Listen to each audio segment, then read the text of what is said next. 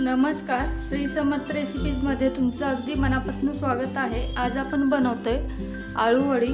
त्यासाठी इथं मी एक आळूची जोडी घेतलेली आहे। अगोदर आपण पीठ मळून घेऊया। इथं मी बेसन पीठ घेतलेलं आहे। आता आपल्याला या पीठामध्ये ओवा घालून घ्यायचा आहे।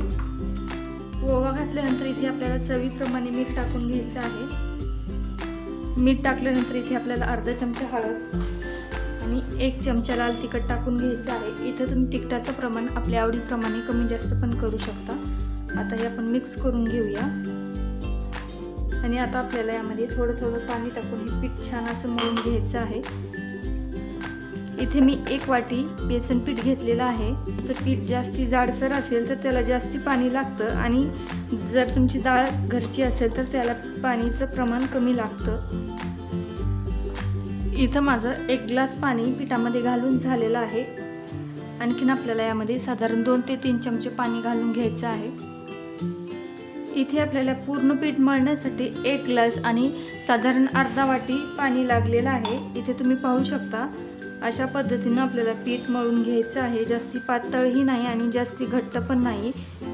पीठ आपल्याला पानाला छान असं लागलं पाहिजे, अशा पद्धतीने आपल्याला हे पीठ मळून घ्यायचं आहे।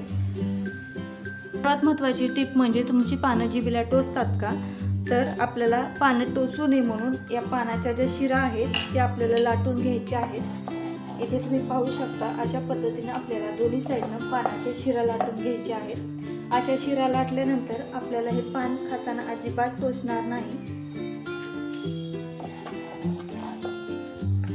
इथे मी सर्व पाने अशा पद्धतीने लाटून घेणार आहे। आता आपल्याला पानं क्रिस्पी होण्यासाठी साधारण अर्धा चमचा खायचा सोडा घालून घ्यायचा आहे। इथे आपल्याला सोडा टाकल्यानंतर हाताने छान असे पीठ फेटून घ्यायचं आहे।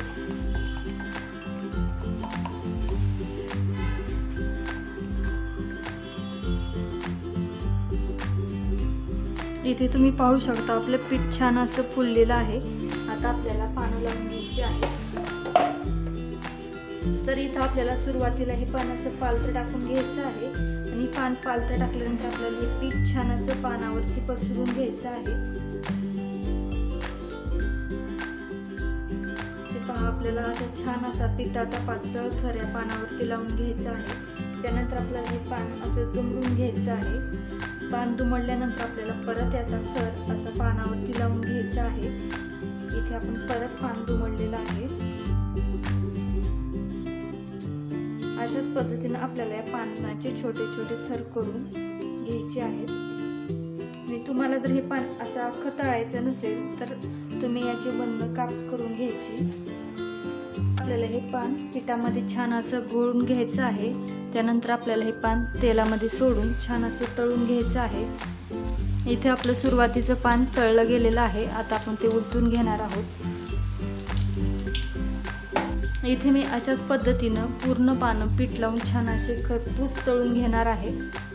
गॅसची फ्लेम आपल्याला मंद ठेवून हे पानं छान असे तळायचे आहेत। जर तुम्ही गॅस वाढवला तर हे पानं फक्त असे वरनच तळतात आणि आतमध्ये तसेच कच्चे राहतात। त्यामुळे आपल्याला हे पानं मीडियम हीटवर तळून घ्यायची आहेत। ज्यांना कुणाला किडनी स्टोनचा त्रास आहे त्यांनी हे आळूची पाने तर आवर्जून खाल्ली पाहिजे। आळूची पाने खाल्ल्यामुळे किडनी स्टोन कमी होतो, किडनी स्टोनचा त्रास कमी होतो। इथे तुम्ही पाहू शकता आपले पाने छान असे टम फुगलेले आहेत।